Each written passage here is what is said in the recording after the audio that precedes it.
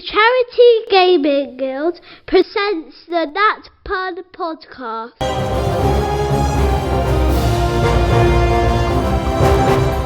The Charity Gaming Guild presents the Nat Pun Podcast.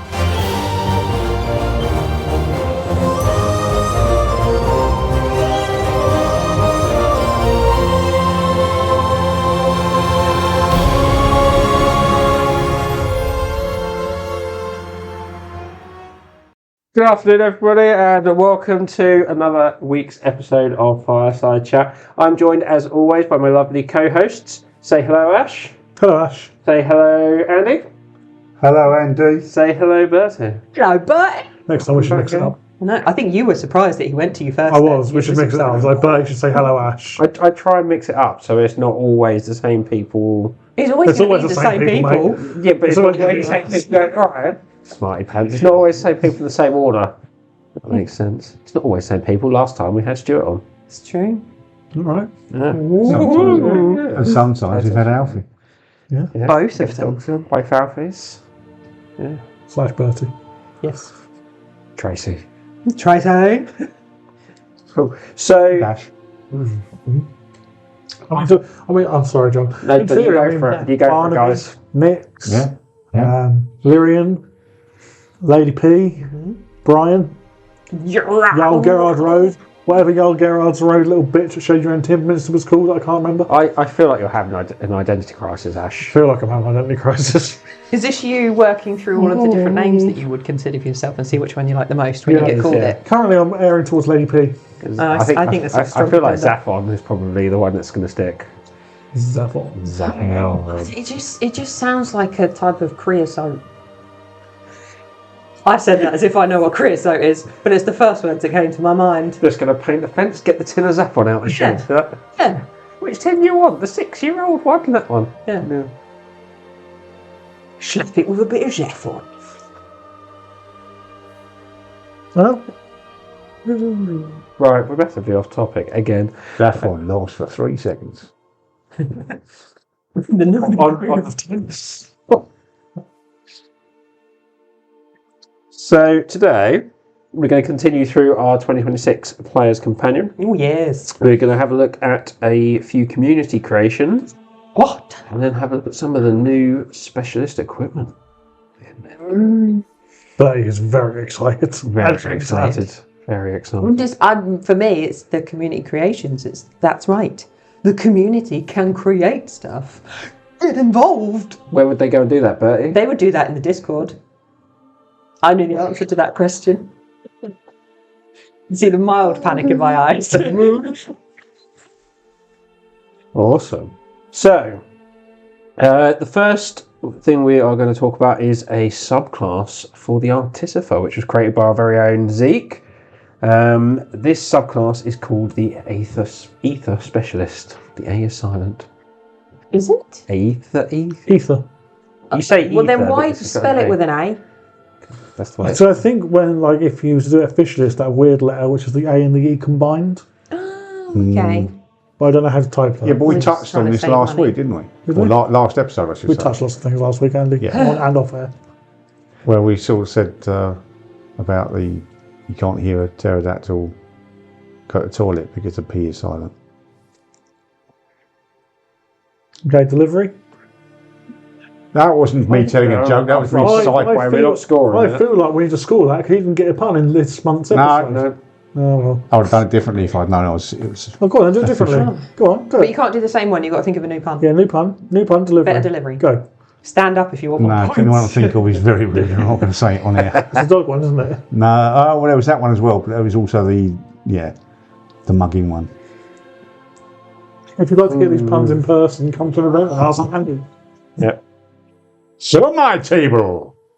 So, the Ether Specialist. So the Ether Specialist is ether is a powerful magical substance that's formed at places where the All Haven's magical ley lines intersect. So the raw energy can be extremely dangerous and unpredictable. Therefore, the use of ether is illegal across the All Havens. Question. If you were to see ether, is it like just like, it's magical energy? Is it like crystalline? Is it sludgy? What physically is ether? describe it for me. Paint a mental Go on, picture. John. So we've seen it in various forms. We've had ether crystals, which are kind of blue, purpley, glowy crystals. We've had liquid ether, I think, because I'm pretty sure we've had it in a potion bottle and people have drunk it. Ether storms, so lightning. So it can come as ether ore. Yes. That was quite good. I quite like that one. That was quite good. That was good. Very much. If you want. I put the book away, so I can't. Yes. write Oh, the he doesn't get an official score. He's just wrong that one. Oh, come on. Sorry, no. I mean, that was 30. self. Would you like to rate the pun? I'm going to give the pun a strong 7. Yeah. It's an 8 for me. I enjoyed it. It was a stealth delivery. Yeah. And the pun was solid. I'd go for an 8 on that. Very Good much. delivery as well. Delivery? 9. I really enjoyed that delivery. I thought it was a good delivery. It was spontaneous. Do you know, I'm going to give you a 9 for the delivery. The only reason it wasn't a 10, obviously you weren't standing up, but it's more for my own fault in that my brain was waiting for you to finish the sentence. You can't knock him points because you were waiting for the Absolutely, finish. I can. I control my own points. Thank you very much. I'd give you a 9 for it as well. That's only 27 points you missed out on there. aren't It's a shame, isn't it? But it was Oh, well. It was so quick and he slipped it right in. Yeah. Yeah, I've often been told that. So, as I said, the ether specialist is a subclass of artificer. I've never played an artificer. Have any of you guys played an artificer? No, because I can't say it. You're asking me whether I play an artificer, knowing full well that the character I play in your campaign is an artificer. Wonderful, Andy. Would you like to tell us a bit about artificers? What do artificers do? Well, my art, I mean, Well, not a lot. I'm not an expert on all of them, but the one I've gone down, The one that I route I've know. gone with, the subclass, is the battle master. So I'm good at tinkering with things, and I can make weapons and stuff magic. I'm very good at creating lots of little things. So I now have my own little pet protector. So I've created a mechanical dog that has a very, very aggressive attack style. He basically chomps down on men's bits, and then his head spins very, very fast to rip them off. And you gave another character crabs. Yes, I did give another character a little mechanised crab to look after and feed his fish whilst he was away. So, Well, all artificers. and I've done, What's the equivalent for and I've done a bit of magic as well, so I can shoot out little fire bolts and some little bit of frost rays. It's kind of magical tinkerers. Is A bit of a magical that's the tinker, I would jet say. I mean, I'm only level 3. Yeah, that sounds about right. Yeah. So I haven't really sort of, and it's the first time I've played an artist for, and I think we're only about 5 sessions in. So. And they're all makers of things, aren't Yes. they? That is the premise of that class, is that it Yeah. makes So stuff. I don't think they're. I mean, I do have my DM is very, very generous, and he allowed me to put a little. I do have a revolver which I have mounted to my shoulder, so a bit like the Predator. So where I'm looking at the guns tracking, It's very cool. cool. but I tend to shoot the fireballs because they do damage. So they're makers, aren't they? Essentially. Yeah. So the normal. So yours is battlesmith. Battlesmith. There's an armourer one, I think, isn't there, as a subclass, which is all about making Iron Man suits. It's kind of Yeah. ish more. And this is another subclass to kind of sit along those. And it's all about essentially using ether to power up your inventions. So at it'd be level 3, you get the ability to draw effectively upon your ether reserves to take an action. So as a bonus action, you can spend 2 of your ether reserves, and you can teleport to an unoccupied space within 60 feet, which is a very big jump. Because Misty Step is 30 feet, isn't it? Yeah, Shadow Step from a monk is 30, I think, as well. So yeah, some big jumps. Or you can use one of your ether reserves after you are hit by an attack within 5 feet. You can use your reaction to force the target to make a Constitution saving throw, or they take damage. So a bit like Hellish Rebuke. Mm-hmm. It's kind of the mechanism there behind that. So what determines the number of ether reserves you have to spend? That's a good. Like level kind of thing, like key points or like sorcery points sort of thing. Intelligence modifier. Okay, right. It's a minimum of 1. I have skipped the page. That's why it sounds weird. Because it's a 2-column document, and I scrolled down instead of going across. Oh, how dare you! It's unbelievable, John. It's not very professional, is it? Not really. That's all right. Sometimes scrolling we down will. is better than going across. We'll jump across. We will swipe left. Scrolling up can have a good effect as well. The reason why there's such an awkward silence is because you can't see the finger motions. Ash, you are terrible. Really. No, it is. It's you. I can say cash. Blame Oh, children! I work with children! Oh, well, I hope I don't work with children. I don't think I'd ever clear a DBS check. Don't read into that! The other things that you can do with your jump. ether reserves is you can use 2 of your ether reserves for etheric healing. Ooh. So if you one target within 20 feet of you, which may be yourself, gets 2d8 plus your intelligence modifier back. That's decent. At level 3, that's really Yeah. good. It's really good. It's really good. But it is 2. Mm-hmm. So, what's the maximum? The maximum you would have is probably 5 points of etheric reserve, isn't it? If you had a 20, you'd have It plus equals your 5. intelligence modifier. Yeah. So if you somehow got up to 20 at level 3, which isn't impossible, is it? 18, 19 is 18 is probably more common, isn't it? Yeah. But So you're you probably going to half get your 4, reserve. aren't you? Yeah. So that is half your reserves to do that. Yeah. Do they replenish on a long rest? Long rest, yeah. So I think it's decent enough. Yeah. But it's a Yeah, big, I mean, it'd be big like- resource. Yeah, I mean, you're right, 50%, but to a degree, if you're doing a high-level spell slot, you've got to wait until you replenish that as well. Yeah. The other thing you can do at level 3 is etheric weapon enchantment, which only costs you 1 of your reserves. Effectively, at level 3, it adds a d8 force damage and makes your weapon magical. Is it just on the next attack, or is it permanent? Just on the next attack. Oh yeah, that does say Yeah, that. so yeah, you'd have to keep spending those points on a sort of prolonged combat, and that does scale up kind of as you level up as well. So by the time you reach level 17, it's an extra 48. That's a tricky one, that, isn't it? Because you can't. It's a full action, so you can't do it and then make an attack. So you'd have to wait till your next turn. Otherwise, you could, if it was, say it was a bonus action, you could make the attack. Then, if you get a crit, it becomes like a mini etheric smite, doesn't it? I think as a DM, if I was DMing a table and someone comes to me with that, I would assume that is their attack. Yeah. That like, as they're swinging, they're pumping the power in, Yeah. Yeah. and you use it now, and then you don't have to remember it for next turn. That's the way I would. Yeah. I'd That would be really say it. crappy if something happened to your character between those turns. You like used it, you're like brilliant. Next time, and then you go down. Yeah. You've just lost all of that action.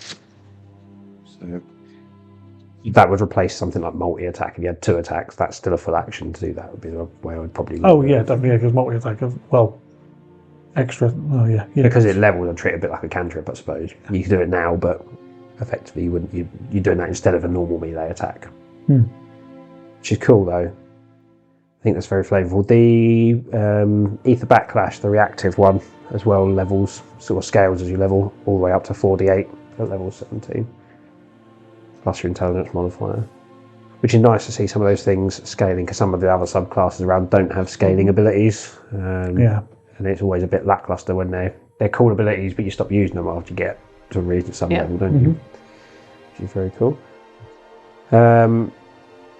At level 5, you get Etheric Conversion. So as a bonus action, you can expend a spell slot to gain a number of ether reserves equal to the spell slot's level. And that can be used once per short rest. Okay. So kind of so similar to kind of sorcery points, getting sorcery points back Yeah. situation. which is cool. Very useful, especially if you've been not allowed to rest, dragged through lots of combat and things. Manage that. Level 9, Empowered Ether. So at level 9 you can increase your understanding of the ether and how you use it. All the d8s used in your ether reserves abilities become d10s. So actually by the time you reach level 17 it'll be 4d10 extra damage and some healing and things, which is nice.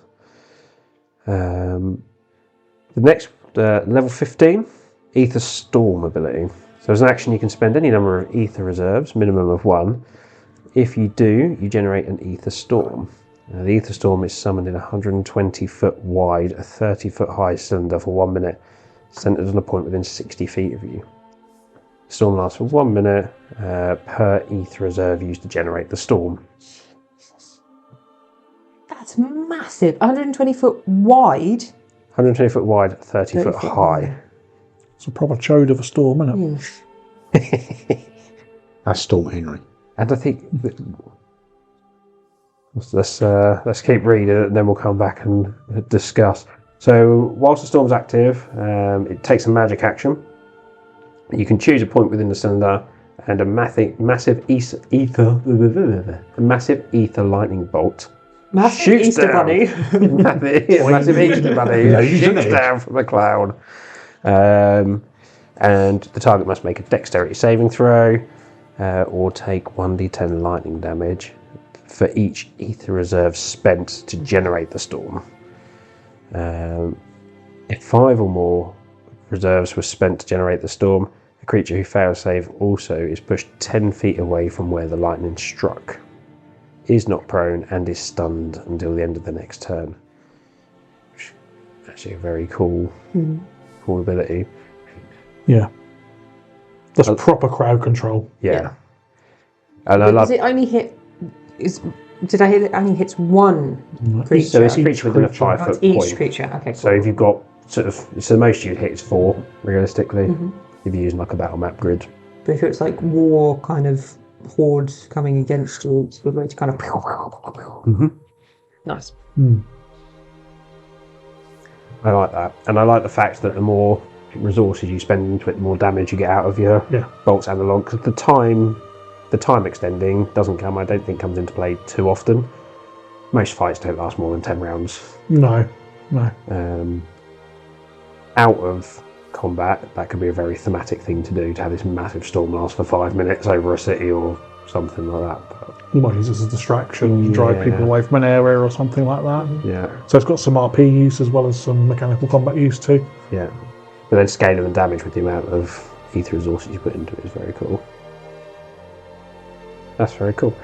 What do you guys think? I like it. I like anything that gives you another resource.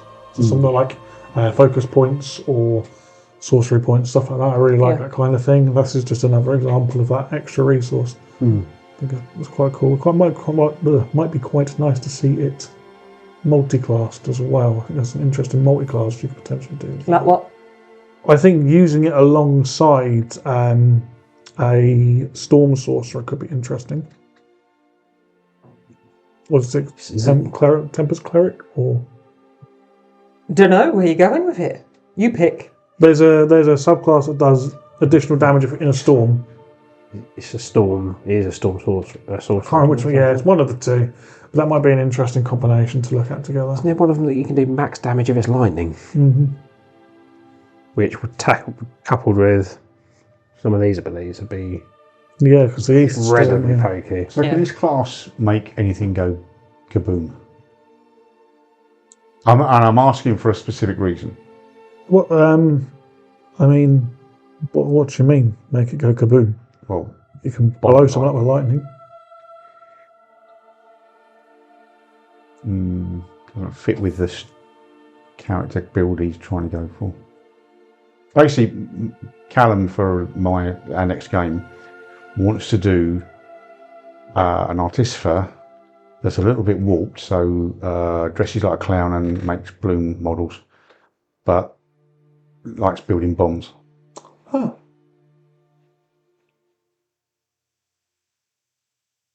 I didn't hear anything in that was like create a charge. It was like a delayed kind of element to it. So you could thematically, things like the weapon enhancement, it just adds damage to your next attack. So you could, in theory, throw a glass vial and have it do the 1d8 damage. But there's better combinations if you're looking for damage output. There's an Better alchemist things to use. Might go to something like that. Yeah, that's true. Just give him dynamite and let him throw. Give him hand grenades and let him throw. That's what he wants to do. Giving anyone in your party a bomb is dangerous, as I found out. Yeah, but you gave us bombs that implode or explode, depending on whether you turn right and turn left. And Phil kept them for ages, didn't he? Mm-hmm. And we forgot which way you have to turn them to do things. Oh no. So there's a few times they exploded when they should have imploded. It was good fun. It's going back to the clown idea, but absolutely horrific. But if you were doing like a horror campaign, like pie in the face, but the pie is like acid. It's horrendous. I know. But I was like, oh, clown, cool, creepy clown. Oh, what could you do that? You could do a horror. Yeah. I love it. I'm in. Yeah. We're all clown. I feel like there's some community creations coming. Yep. Bertie's running our game. For our We're all 27 clown. book. Yeah, I'd love to create like just a horror, absolutely horror. Like the idea of pulling in some of the stuff you do is like at one point, just one of the arms just randomly starts to extend. So like if you, instead of like mage hand, it's not the mage hand moves, it's that your arm just gets longer and it's your hand that goes across the room. Get right, and we can put it in the book. Yeah, I don't like it myself. What do you reckon? Would you play that class? I would. Yeah. I actually would. Yeah. I don't know if I would, but just because it's maybe a little bit too complicated for my little brain. So if I could get a good grasp on it, it would be fun to play with, but it would be my go-to just because I like simple stuff. Wacky, run away. His juices are flowing. I don't know. I mean, yeah. Traditionally, because of, again, similar to what Bertie was saying, because of my mentality and lack of ability to grasp complex classes, I've always stuck to the simple run-up, twat it one, hit damage. Run away. So playing a class that is predominantly healing and support doesn't appeal to me. But that said, I'm really enjoying the Artificer I'm playing in your campaign. So I think it's kind of opening my eyes to other possibilities. I think my character, my Artificer, I think I probably get more enjoyment in the RP side of it than I do the combat side, which is very not me. I think with any of those more complex builds, certainly when you multi-class as well, if you go straight in at level 10, it's very different to starting at level 3. Yeah, if you can build it up. Build yourself up. So when we talk about these, they sound quite complicated because we talk about every increment at every level. Yeah. So you get the entire class all at once. But in reality, that probably won't happen. You'll start at level 3 and then you'll add to your level 4, then your level 5, and you build yourself up. So I think that makes a big difference. So if anyone is struggling with like the complexity of things, you can start with a lower level campaign that can help massively. Yeah. I think I play it. I love a Tempest Cleric, and there's elements of that in there. It's not quite what I thought it was going to be when I read the Ether Specialist. I thought it was going to be using Ether to power up like equipment rather than. Yeah, that's what I kind of think. Ether Bombs was where my mind instantly went to. But I think that's a really nice. There's lots of the offensive, reactive stuff in there. There's stuff you can thematically do. It's very Zeke as well. Oh, very Zeke. Zeke has this bit of a thing about ether in our games. He always ends up eating it, or selling it, or hoarding it, or completely changing the wild magic table because of it. Yeah, absolutely. Yeah, he's reflavoured the entire wild magic table for ether specific reactions for his like mech suit. Yeah, he's got it's insane. Artificer, sorcerer thing, any warlock. Yeah, warlock as well. Yeah. Oh my god, yeah. So, yeah, no, I like it. He's done a good job. Very proud. Very proud dad moment from me. Yeah, he had done a good job. Thank you very much, Zeke, for that community creation. No problem. I hope we're at the next one as well, Zeke, alright? I didn't have much. I'm a very proud dad because I did it. I actually didn't have much input in that at all. Drop us in the chat, Zeke. Let us know how much he actually did. Yeah.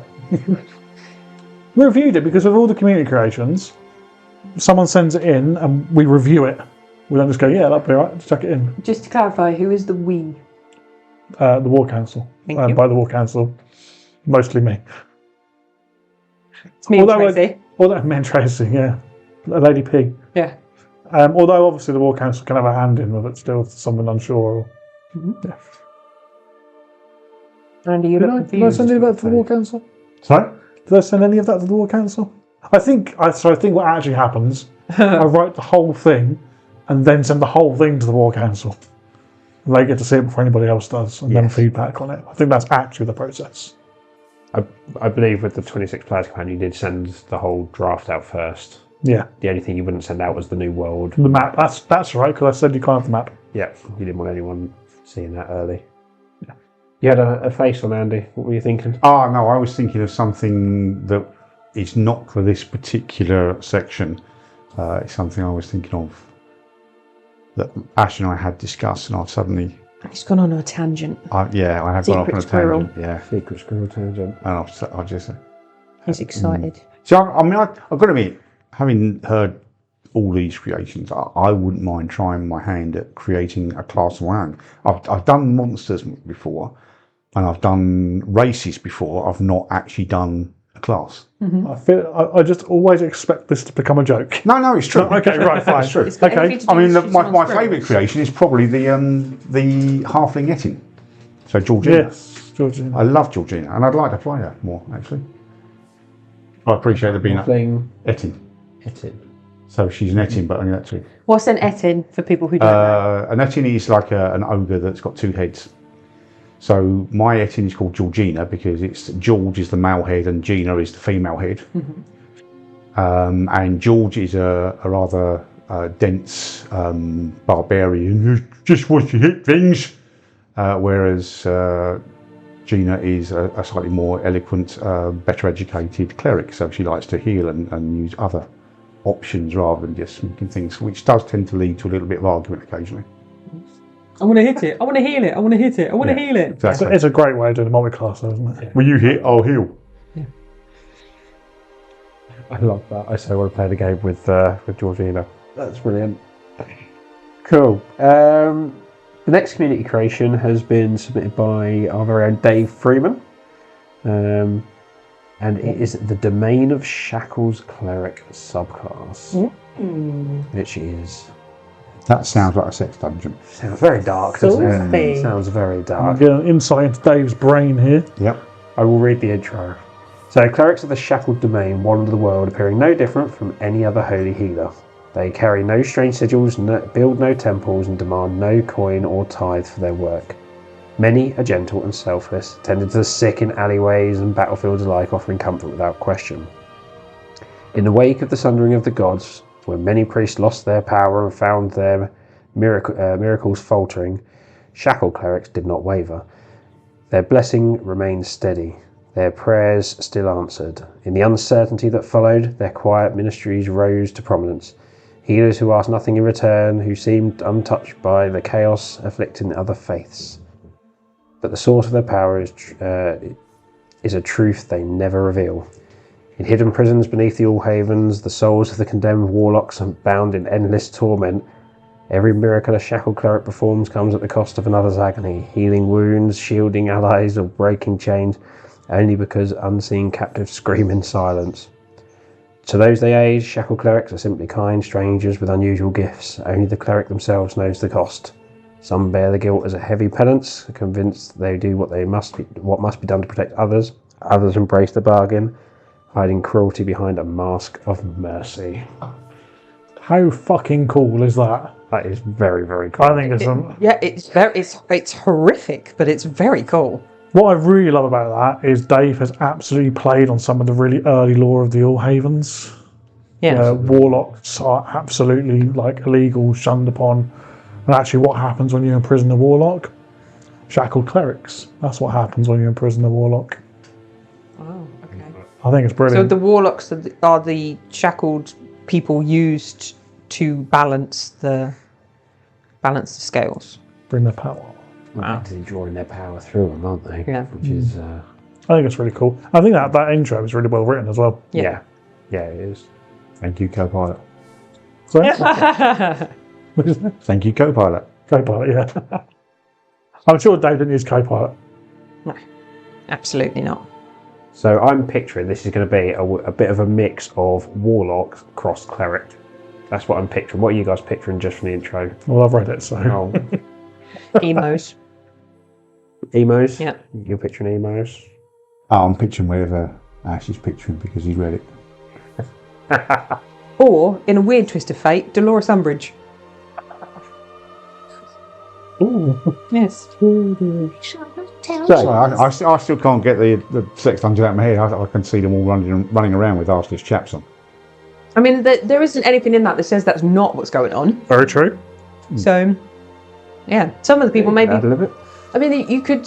What I would be interested in for that is because you kind of said about when warlocks get thingy, but how do they get the other side? So the people that are going to be shackled, and is there ever a situation where people would volunteer themselves because they've heard about it and they've gone, okay, I am going to be a.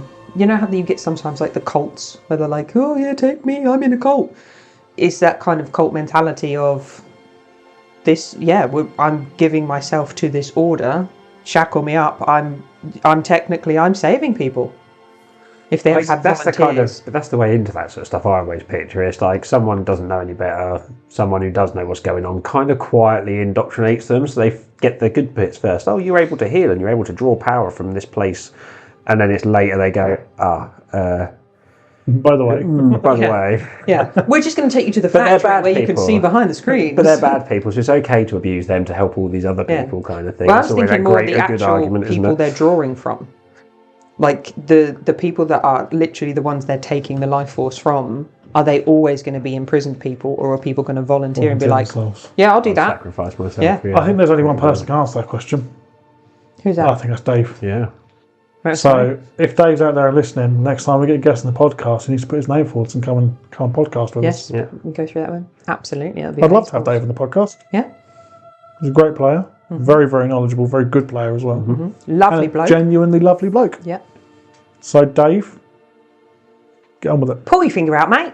I don't even know if you listen to the podcast, to be honest. But Do we know where the warlock prisons are in Allhaven? And I think you mentioned there's one in Naggledere at some point. Yeah, there's Nagoldatraz, which, but it was set up. It wasn't official. It was set up by a small cult that believes that the ruling council weren't doing their job properly, and they wanted to take the next step. And in essence, they frowned upon all magic use. So anyone that was a magic user was captured and just taken and incarcerated. So it's not just within- warlocks, it's anyone they It's use. anyone that uses magically magic. dangerous, Yeah. basically. Yeah, magic is dangerous. It's evil, and therefore the users must be incarcerated. So they would put people in the Goldatraz without trial. There's just no question. You're in. And we know there's some sort of anti-magic policing from Ravenborn. yeah, you've got But to that's cut. not So quite. you've obviously got the vault in Dragon's Gate as well. That's not just items, that could be people too. Okay. But there's also the Vault of Forbidden Knowledge, which has been hinted at a few times throughout the history of the world. We've never really done anything with it. In fact, did I send you there in Company of Fate? Looking at Andy. Vault of Forbidden Knowledge. Possibly, but Maybe. So it's Yeah. much too long ago. Much Can't too long ask ago. you to absolutely. Very unfair. But that includes people, and we've said that before. But I guess the destruction, or not destruction, but the reforming of the new Allhavens, it does open itself up to adding more to the story, in as much as if Nagoldatraz, for example, had been destroyed as part of the rift in the Allhavens landmass, you've got all these magic users now escaping, and some of them may be really quite evil because of the way they've been incarcerated and hate non-magic users because of the way they've been treated. Like Dolores Umbridge. Like the whole campaign arc there. Absolutely. Andy needs to be running a campaign where powerful magic users are running right through the world.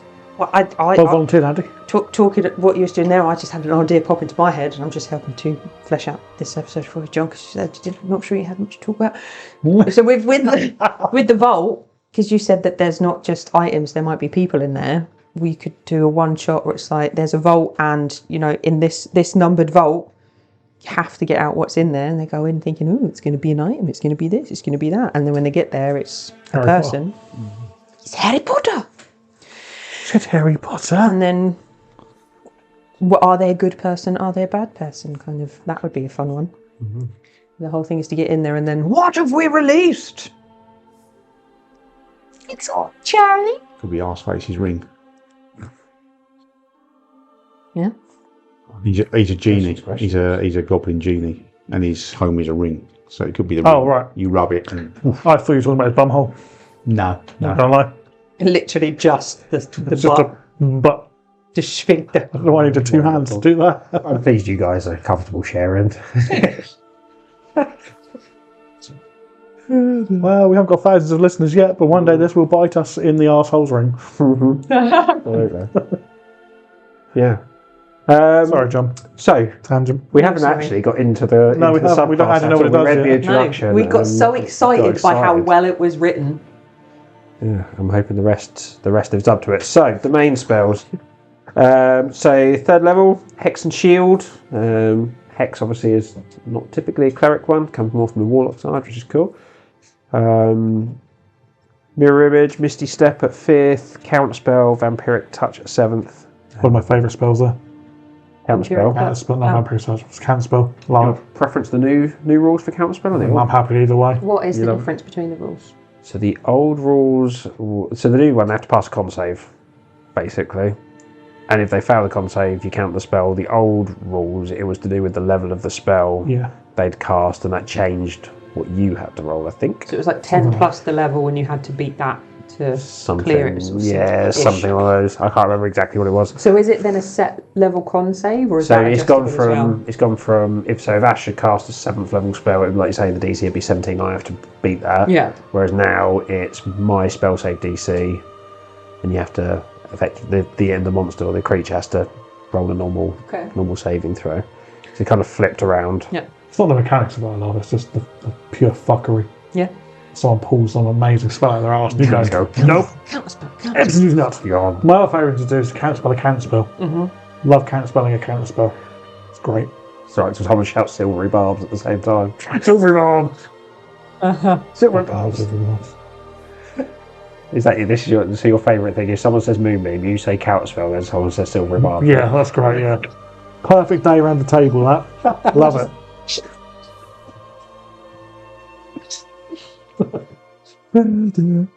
Ninth level, you get banishment and greater invisibility, and at 11th, hold monster and wall of force. So a mix of spells from a variety of different sources there, isn't there? Which is quite cool. I think to cast Wall of Force, you have to sing A Brick in the Wall. Oh, really? Mm. It's got to be done. Other songs available. Yeah. Thankfully.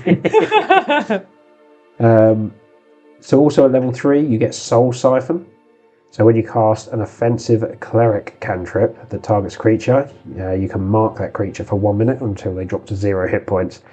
You can only have one creature marked, and the first time each round before the start of so the first time each round before the start of your next turn that the marked creature takes damage from one of your abilities, from one of your allies, that ally gains temporary hit points equal to your cleric level.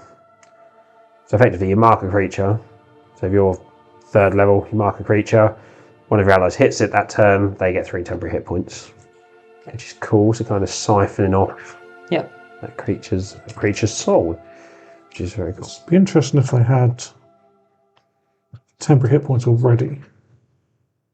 You can always choose, can't you, which set of temporary hit points you keep? Because you can't have more than one separate set of temporary hit points, and they can't be added together. You have to pick one or the other. Yarp. Is the wording of the rules you can always choose, or you take the most recent? I think you can choose. So have a look. I've got a Double check. Because the reason I ask is if you have to take the most recent, then you could actually screw some of your allies over, or make them not want to hit someone. I think you could pick as well. Do they have to take the temp HP? No, it says you may mark a creature. So you may mark a creature, but So you have to you take don't- the HP. You don't have to kind of mark a creature to start with. So somebody else, if you've got like a whatever, is it Twilight Cleric? You've got the buff where everyone Yeah. gets 10 HP every turn. If you got Twilight Cleric, you probably wouldn't use that so much. Okay. Because they'll be able to give people more temp HP. If you have temporary hit points and receive more of them, you decide whether to keep the ones you have or to gain the new ones. Nice. So you will always get the choice. So actually, it's fine. Yeah. I should probably know that. You should, and I'm very disappointed. I'm disappointed in me. But this only lasts As well. obviously for one turn to get those temporary hit points. So when it's the damage being done, isn't it? So, cool. Yeah. Also, level 3, you get your Channel Divinity ability, which is Shackled Will. Poor Will. Oh, poor Will. So you can use your Channel Divinity to overwhelm others with despair or of the imprisoned warlocks. So as an action, choose creatures of your choice within 30 feet that you can see. Each must make a Wisdom saving throw. On a failed save, the target is restrained by spectral chains until the end of your next turn. Choose creatures of your choice within 30. So every creature you can see within 30 feet of you. And the fact you can choose it means you can exclude your allies as well, Yeah. which is Wisdom save. What level is going that, to stop sorry? a goblin fight. 3. Level 3. Channel Divinity. Damn! But is there a save against that? Wisdom save. Wisdom save. Which Yeah. at level 3... It could be plus. You could be at 18. Yeah, so what was 8 plus proficiency plus... Yeah, so proficiency's 2 at level 3. So it could be at least could be like a 14. 15, something like that. DC 14, 15. That's pretty junky. Yeah, especially if you're. I mean, that's perfect if you've got like a whole bunch of goblins or something you walked into, isn't it? Just to go, just stop everybody. Yeah. But then it is Channel Divinity, so you have got limited uses of it. You can't spam it every single turn indefinitely. Yeah. Yeah, and they're only restrained until the end of your next turn. Yeah. So. And does it say anything about them like losing it if they get hit? It's not one of those kind of ones. No, because it's only for the one turn. Nice. But that could be a game changer in a fight. Oh, definitely. I think if you get advantage if they're restrained. Well, we've actually I've got my player handbook out. and it's on page. Have a look. If you are playing along at home, Restrained is on page 373 of the player handbook. Now, I can read but can't count. So That's the new player handbook. I do, yeah, of course. Not Which the we old. should be using it. Of course. So Restrained. Speed 0. Attack rolls against you have advantage, your attack rolls have disadvantage, and you have disadvantage on dexterity saving throws. So that combined with someone throwing a fireball. Fireball, yeah, that's oh, wow. That's immediately what I thought as well. Yeah. Although it's within 30 feet, you'd want to cast it and then get yourself out the area Yeah, you before can the fireball easily do that though, can't you? Multi-class it with your ether specialist and just teleport out. Perfect. Done. Bang. And level 5, Warlock's Echo is the ability you get. So you can channel fragments of your captive's magic. After you finish a short or long rest, choose one Eldritch Invocation with a prerequisite of 5th level or lower. You gain the benefits until you finish your next long rest. Your next rest, it says, doesn't specify long or short. You cannot select invocations that grant pack boons, so like Agonizing Blast, with Ancient Secrets, etc. Which is quite cool. Lots of choice there, isn't there? Lots of flavour. So much utility there. Yeah. You could do so much stuff. Oh, What's your favourite Warlock thing then? What's your favourite Warlock feature that you can get from that? Any spring to mind instantly as that's really useful? well, it depends on your species choice, but something like Devil Sight Yes. would be really cool. So you can go, oh fuck, I can't see. Actually, yes I can. Thank you, Mr. Warlock in a prison. Yeah. And borrow your eyes. Yeah. That'd be quite cool. Well, the range, there's a range extender as well, isn't there? That was the range of your spells. Yeah, I think so. So we have a look at some. Just play Yeah, handbook. let's do it. Just, if you're playing along at home, you will find the Warlock stuff on a page in the player handbook that I haven't quite got to yet. So I'm just filling at the moment. You? Yes, Feeling what? myself. Page 153 is the Warlock thing. Have you ever played the Warlock, Andy? I created one, but I haven't played one. Oh, I've often found magic users to be fairly complex to play. As I said, as a player, I tend to stick very much to run up, twat them, and then laugh because I've hurt them, or cry because I missed them. I think the Warlock is kind of the easiest gateway spellcaster because they only have 2 spell slots, don't they? And it's always at highest level. Yeah. So with them, it's kind of like, okay, you can kind of start using magic, but you don't have to try and figure out what spells at what levels. It's like 2 max. less done. resource management. Yeah. And you're getting back on a short or long rest as well. Yeah. Which helps. Example things you can do Yes. as a Shackle Cleric. Mage Armor on yourself. Levitate on yourself. Devil's Sight we've already said. Can't do that one. Advantage on con saves to maintain concentration. You can't do that one. You can't do that one. Gaze of 2 Minds. What is the gaze of 2 minds? Touch somebody else and see through their eyes, isn't it? Bonus action, touch willing creature, perceive through its senses till the end of your next turn. There's some other stuff as well. We don't worry about it. What benefit is that? I mean, if you've got to touch them, anything they can see, you can see. So that's what Martin Exactly. uses. That's what Martin uses on my character in Ash's campaign. So I'm playing a monk who's got ridiculous movements. He can also cast spells through me, but I don't know if that's a different No, thing. that is that one. That is Yeah. that one. So I can touch he you, then you can touches move me. away. Oh, right. So, okay, right. So as I run past him, he touches me. I run into the thing, and whilst I'm punching something, he's casting touch spells through me at the creature from a different room. Okay, right. Yeah, That's it's cool. not like a permanent hand job or anything. And the other one you can have is gift of the gift of the You said dead. that so sad.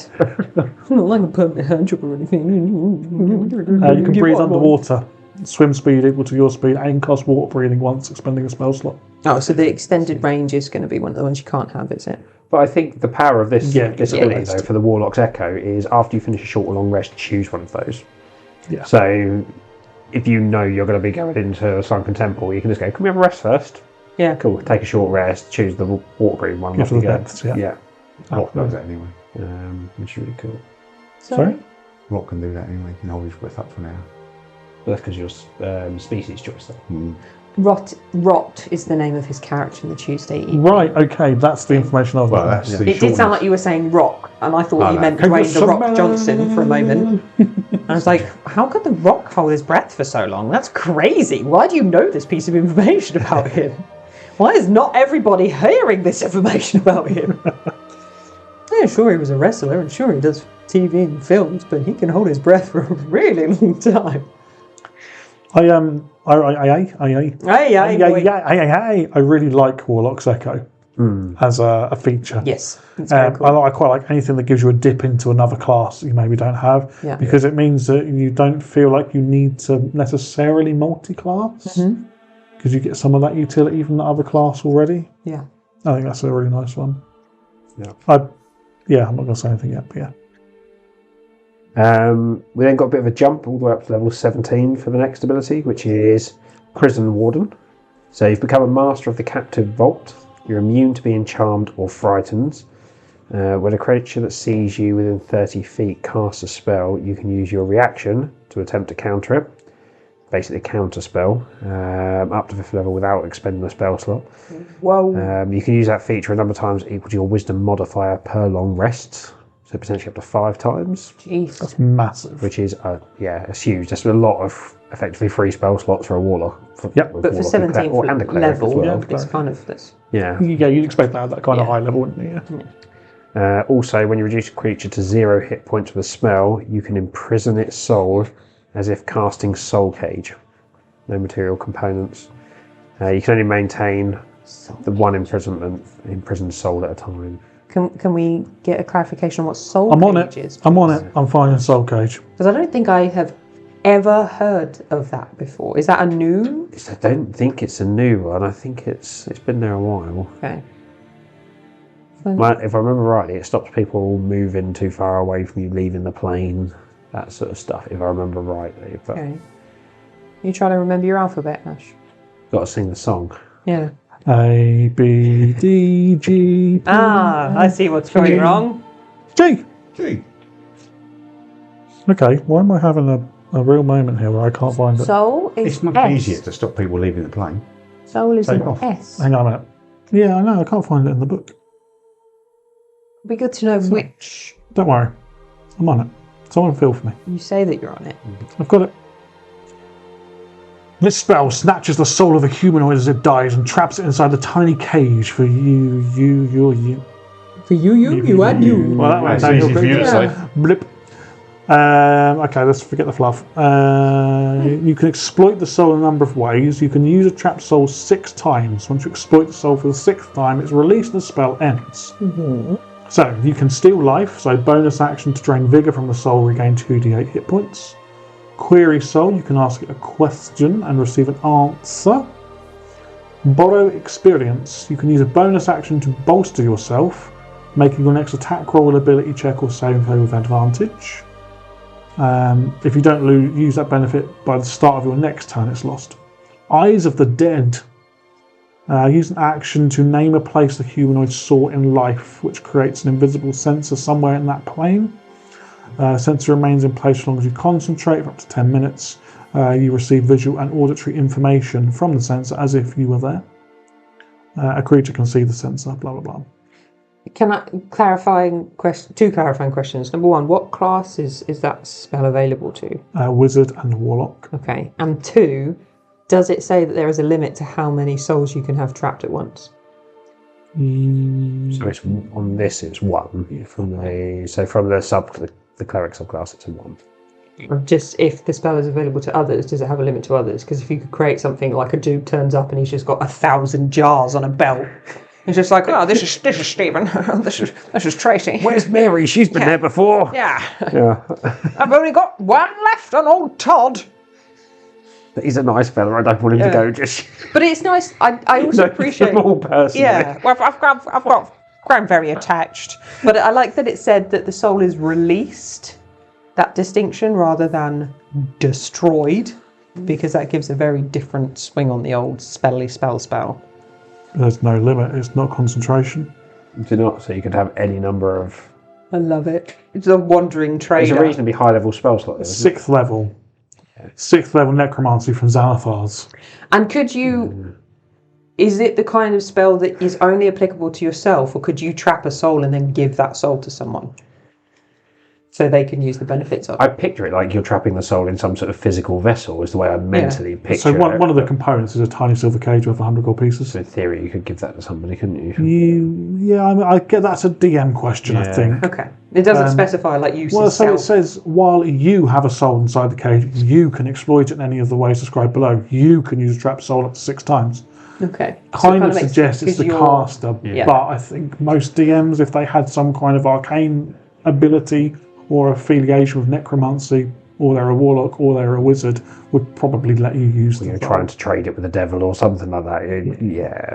I mean, even if it was like a diminished number of turns, if it wasn't their soul that they'd captured, maybe they could only use it 3 times. Maybe 3 times on 6. Yeah, that might be a good way of doing it.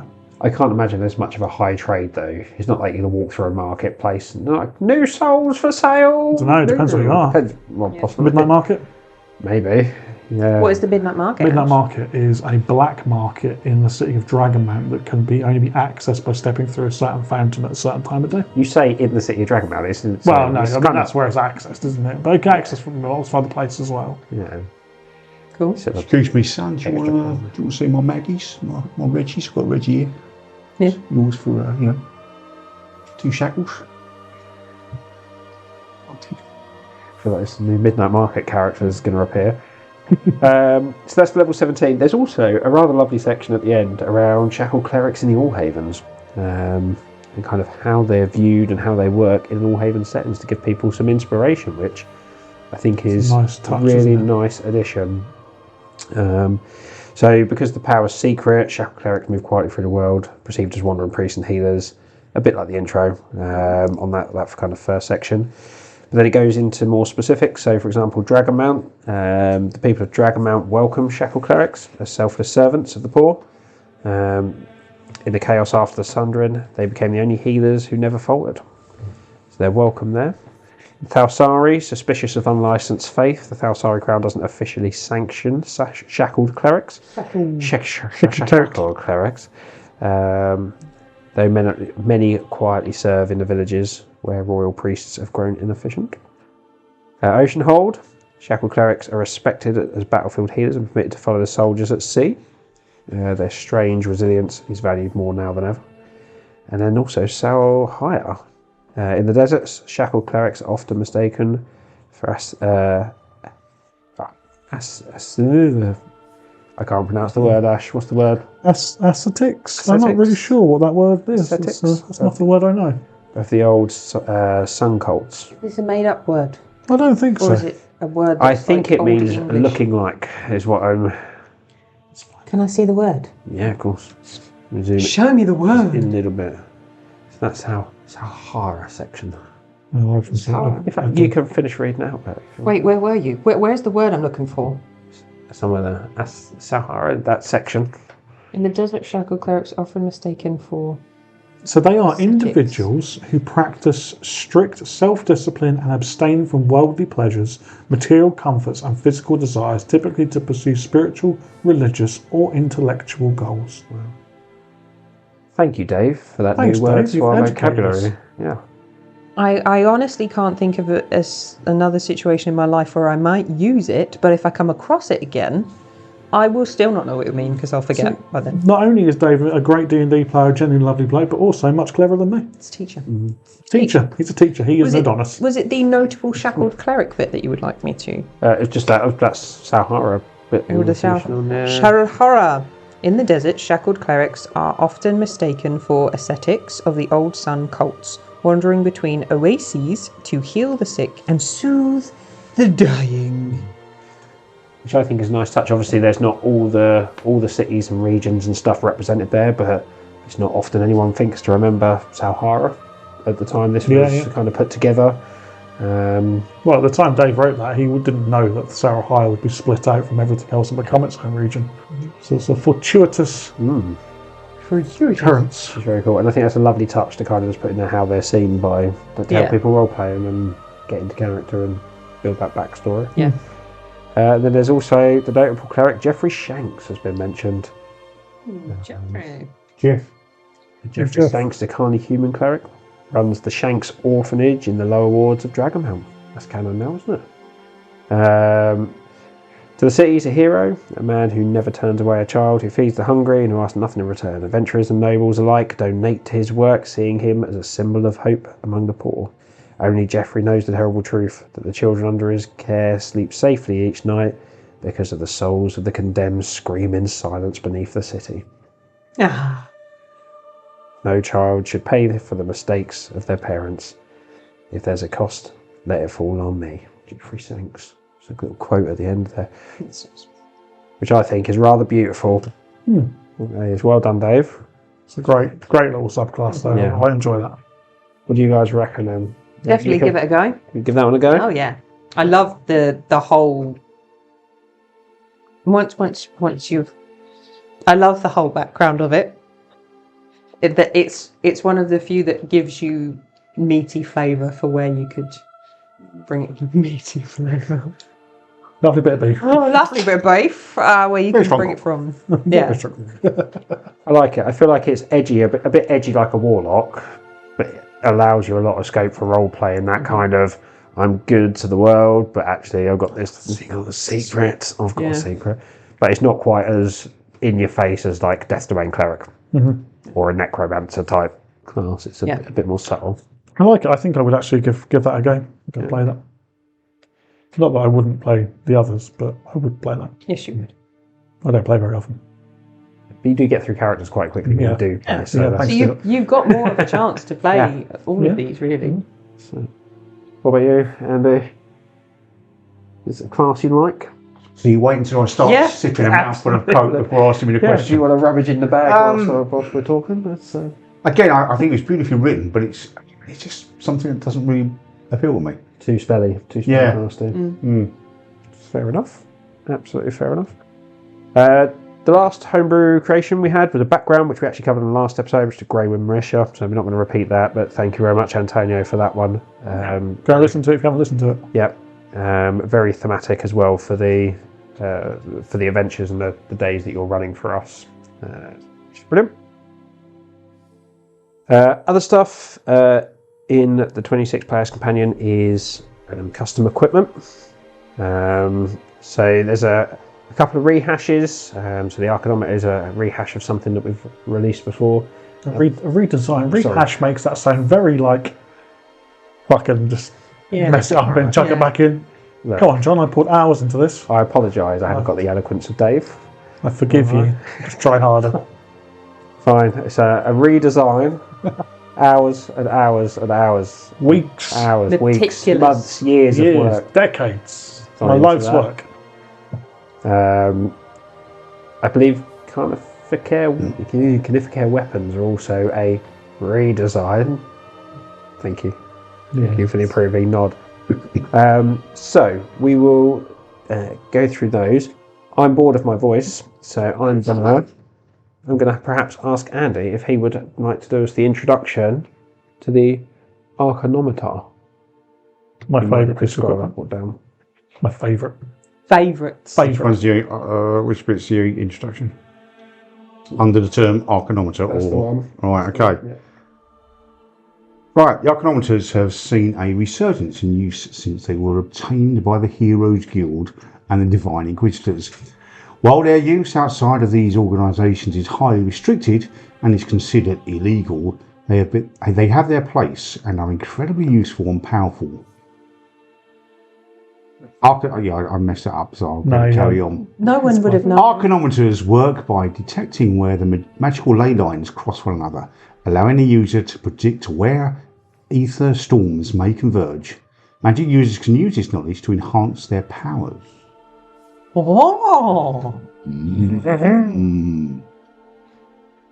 We want to carry on? You just No. No. just can't carry on until you hand the paperwork back. Awesome, thank you very much, Andy. So Archinometers are unpredictable in their nature. So you've got to choose to expend spell slots in order to use the Archinometer. So for example, if you wanted to cast a level, well, you choose to expend like a level 1 spell slot and a level 2 spell slot. When you roll on the Archinometer table, it gives you a kind of a varying range. So level 1 and level 2 spell slot allows you to add or subtract 3 from the roll. So when you roll on the table, there's a whole bunch of things that can happen. So if you rolled a 4 on a d12, the effect is randomly select spell cast within 60 feet of you, make their next attack roll or saving throw from a magical effect at disadvantage. But because you've used a first and a second level spell slot, you can subtract 3 from it, and you can add 3. So you can also choose option 1 and option 7. So give you 3 choices, and you can choose then what it does. The reasoning for that is some of the effects on the Archinometer table are detrimental to yourself as well as people.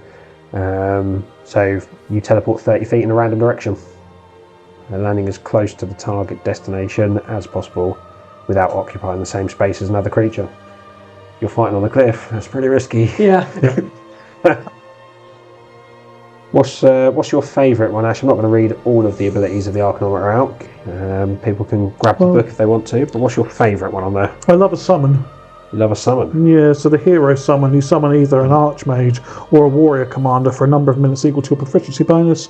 They take their turn immediately after yours. You may control them as though they are another character controlled by you.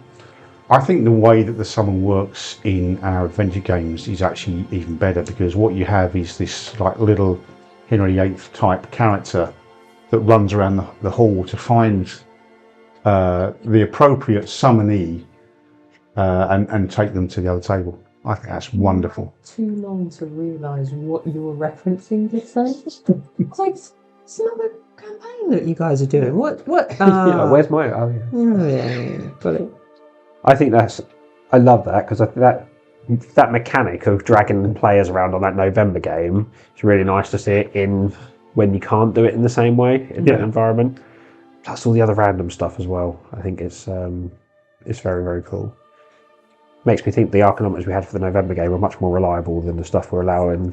Yeah, well, it's just a way of getting people to be able to use an Archinometer in a game where you haven't got multiple players on multiple tables, because that's not a normal thing to have. Yeah, it was just a little bit of a bugger when I was running one of the tables with the lowest level players, and one of mine was being stolen, leaving me one player short. It's all a bit fun, wasn't it? Everyone had a blast on that one. I think my favourite is the Archinometer disappears and reappears in the hands of a creature within 20 feet, selected randomly. You're no longer attuned to it, and the creature receiving is attuned to it. If there's no creature in 20 feet, the Archinometer instead just unattunes from you, but remains in your possession. I think that's brilliant. Oh, I've used it to get something, and now the big bad's got it. So yeah, some very, very cool random abilities that can trigger.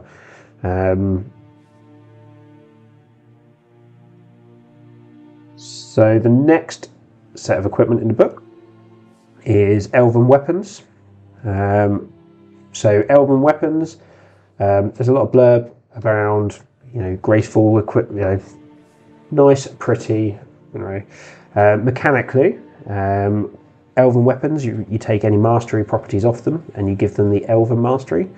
So the Elven Mastery gives the weapon the finesse weapon property, in addition to the other weapon properties you may have. Additionally, if the weapon has the heavy property, you may use your dexterity instead of strength to wield it. So you can have an Elven greatsword and be a dex fighter effectively and still have all your dex bonuses. That's cool. Which is very cool. I love a dex fighter, so that's... Yeah, what's your thoughts, Andy? Thinking? Are you thinking or are you constipated? Both. Okay. I was thinking... About being constipated. Yeah, I wish this shit would come out. Yeah, lovely.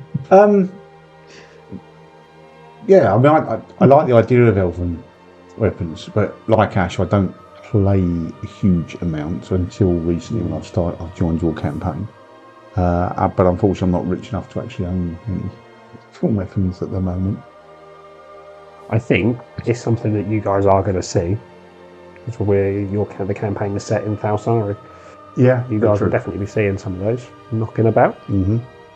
And don't tell me you can't afford it. I am a generous DM. You have tons of gold, more gold than you've got shops at this point. Yeah, but I tend to send my character tends to sell his creations for a pittance because he was raised believing he was shit at his job. The next set of equipment is all around the Dwarven Forges of Nagaldir. So these are essentially enhanced armour equipment that you can get. There are 5 different types. So Dwarven Ringmail, Dwarven Chainmail, Dwarven Splint, Dwarven Plate, and Dwarven Shield. The armour class changes slightly. So for example, a normal shield is just +2 to your armour class. With the Dwarven Shield, it's 1 plus your con modifier. Ooh. With plate armour, it's 17 plus your con modifier. So if you're building a proper Dwarven tanky build, that is, you can have armour classes over 20 quite easily, I think, with that. Disadvantage on stealth for all of it, mind. And there is a strength requirement of, like, chainmail is 13, which I think is normal anyway. I don't think that's actually changed. Has that been upped slightly? Well, that shouldn't sound dense, but I'm taking it Dwarven armour is made by dwarves, not necessarily just for dwarves. So you don't have to be a dwarf in order to wear it. I would assume so. Yeah. Yeah, chainmail gives disadvantage normally. Or was it the strength modifier? It was the strength modifier. Sorry, yeah, the strength thing is the same as well. Yeah, so mechanically the same as normal armour, but you get the extra AC protection. Yes, it's made in Nagaldir by the dwarves. It doesn't mean it has to be dwarven size. So if you had +5 in your con, and you had both the plate and the shield, you'd have a +7 shield. It'd be a +6 shield, and you would have 22 AC plus the 6, so 28 your AC would be. Good luck saving the dex, like on a dex save though. But or sneak up on anybody. Yeah, it's just like a suit of armour from a castle come to life kind of situation. Bonk. Expensive though. Yeah, that would cost you $1 million. So the plate armor is 2,000 gold pieces. Unless you run the gold in. It's good to anybody like. I feel like in the 27 companion, we need to have some NPC blocks that include some of these equipments on them. Yeah, Yeah. Be cool. that would be cool. Like a guard from, like a veteran guard from Nagoldir or something with like fully equipmented up, so people can use them in their games. Yeah. That would be cool. The last bit of equipment that's again making a return is the Conificare weapons. Ash, would you like to talk us through these? Is that because they're too complicated for you? I've read it 4 times. I can't get my head through it. I just can't understand it. Okay, so one of the changes in 2024 was the weapon mastery things, which enabled us to make some changes. Conifical weapons have a Conifica mastery. Every time you say that, I think you're saying kanafa, which is the stuff they use to make those Dubai chocolate. Tasty. Definitely not that. So with a Carnifica weapon, when you get a critical hit, rather than rolling the damage dice twice, you roll them normally and then roll the additional dice as indicated by the table below. And there's a little table which basically takes the dice and turns it up to the next one. So a D4 is a D6, a D6 is a D8, D8, D10, D10, D12, D12 to D20, and D20 becomes 2D20. So if you get a critical hit, you roll your damage dice and then roll the additional damage dice as well. So in what situation would you have a D20 in the first place? It's just in there for completeness, I think. Right, I'm not okay. sure there is a weapon that has So it's not like the Great weapon. Axe is D12, isn't it? That's the Yeah. highest. So that would be the highest. Okay. But it's in there for just to cover all of our bases kind of thing. If a DM decided to make some kind of Insane weapon. magical carnifical weapon, then Some potentially. legendary item or something. Yeah. And that's all there is to it. It's as simple as that. Oh, I think that pairs nicely with like, is it champion against the crits on 19? It's on 19 to 20. Yeah, there's a couple of good leans combos into- there, isn't there? Yeah. And it can be put on any type of weapon as well. So it could be put on a finesse weapon as well as a non-finesse weapon. so could you use it on one of the elven weapons? Could you mix those two, or is it separate? You have to have 2 masteries then. Okay. So you can't put. I don't think you can put 2 masteries on one weapon. Don't think. No finesse and there's things like finesse and throne though, isn't Yeah, there? finesse is a property though, not a mastery. That's isn't true. it? Well, Yeah, so you've got. So is throne a mastery Property. no. property? Okay. So the masteries are, is it sap, the sap. slow, Yeah. the Nick, mix, yeah, Okay. that sort of Shove. stuff. Push. Okay. Cool. Okay. So that's the Well- equipment in the new 26 players companion.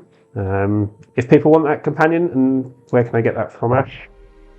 Patreon.com/CharityDND, where you can head over to the shop and buy, or you can sign yourself up to become a member of the Charity Gaming Guild at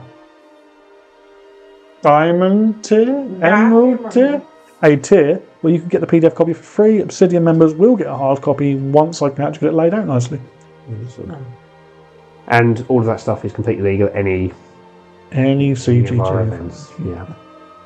as per So- our global rulings. So all my future characters are wearing dwarven armour and carrying a carny weapon.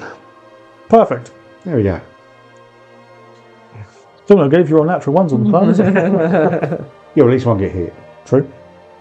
So, whilst we talk about equipment, then, what is your favourite piece of equipment that you have on the play? What's a piece of equipment that you love using? Bagpipes that irritates the And- shit out of everyone. What is the most inventive way you've ever found of using a piece of equipment that you can think of?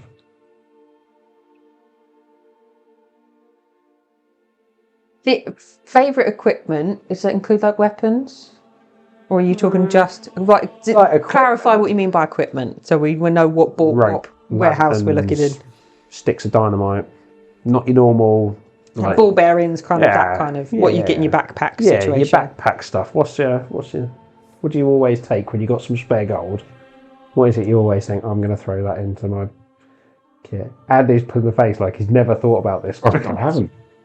I haven't. If I have any spare gold, it's your health potion, health potion, health potion. Yeah, I think it's tricky because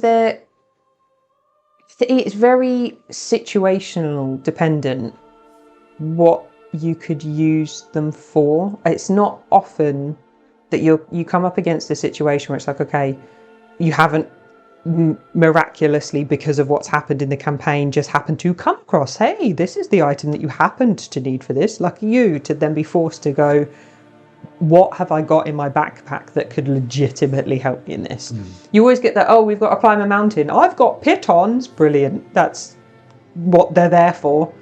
But there's not many situations that I can think of where you go, oh, ball bearings, chuck them on the ground. No, I'm going to use ball bearings to, as an example, corridor, arrow slits in the walls of the corridor. I'm going to plug those arrow slits with all of my ball bearings so we can't get hit by the trap. I think that's a great example. Okay. So answered the question, thank you very much. Yeah. I'll be here all week. I've never done it, but I would like to see in a game 2 bugbears, one sit on the other's shoulders, cover themselves in a really big sort of animal fur, and then play bagpipes under the animal fur so it looks like some frightening creature making some god-awful noise. And that'll scare the crap out of anything that comes towards them. And call itself a haggis. Yes. The vengeful haggis. Yep. Oh, right. What about you, Ash? New character creation. Vengeful haggis. I think my favourite piece of equipment is rope. It's so versatile. If there's ever a piece of equipment that I see players use more than anything else, it's rope. Whether it's tying someone up, which is what normally tends to happen on a Tuesday night, and in the game as well, or crossing a bridge, or moving something around, or swinging across a bridge made out of light to rescue your fallen companions for absolutely no gratitude and thanks whatsoever. Yeah, absolutely. A bit of rope is what you need, isn't it? Go to kind of keep your team safe as well when you're going through a precarious area to kind of tie everyone together. Which always in your head sounds like a good idea, but then when you're realistically in that situation, it's like, yeah, but if one person goes, everyone's going. Yeah, everyone's going. I think it's more of those, like, this is a terrible comparison, but it's the only way my brain went, like having a condom in your back pocket. It's like, it's nice to have it there for safety, but actually, realistically, there's no guarantee that's going to help. If you don't say you tie the rope on, just someone's going to roll on that one. If you tie the rope on, everyone's going to roll 15s and you'll be fine anyway. It's that situation, isn't it? Awesome. I just find it frustrating though that every bit of rope we ever buy is 50 feet long and every DM sets the gap at 60 feet. Yeah. They need to get in contact with whoever it is that's designating the length of the rope, and Neil Hagen's just say, can I please commission like 100-foot rope? Please. We get 2 and time together. Yeah, but you do that. Well, we have one where it was like, oh, it's too long. It's not quite long enough. Well, you've got to chop. Now I've got a 10-foot piece of rope, which is completely useless because I had to chop it to attach it to the other end of it because that bit was too long. And your knot tying was not very good, and it came apart halfway through, and you're all falling to your death. Bye. It's your rope now. Oh, you problem. What's your dad looking at? Right. Be pervert. Who? Who are you talking about? This is a completely different scenario. I think on that note, we wrap up the episode there. Thank you everyone for listening. Say goodbye, everybody. Bye, everybody. Bye. We'll see you on the next one. Ta-ta. Oh, it's a sauce. Steak tartare. Oh, I like Padding, guys. Thank you. We're still recording. I haven't finished it.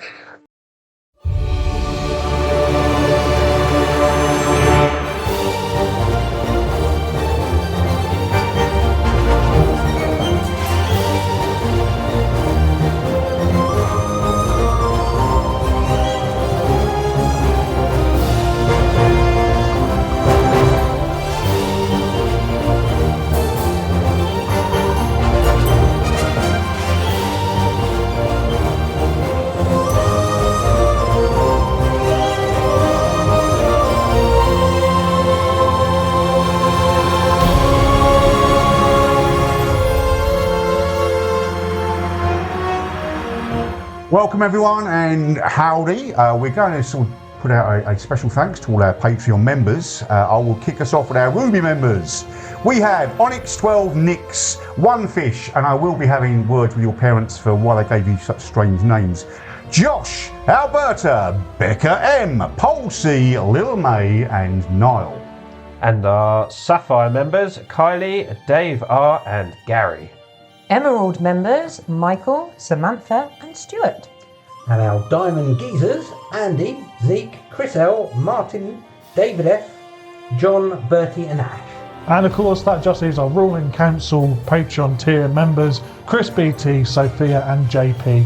Thank you to all of our Patreon members for supporting everything we do. And if you want to shout out on the Nat Pun podcast, head over to patreon.com/charitydnd and sign up today.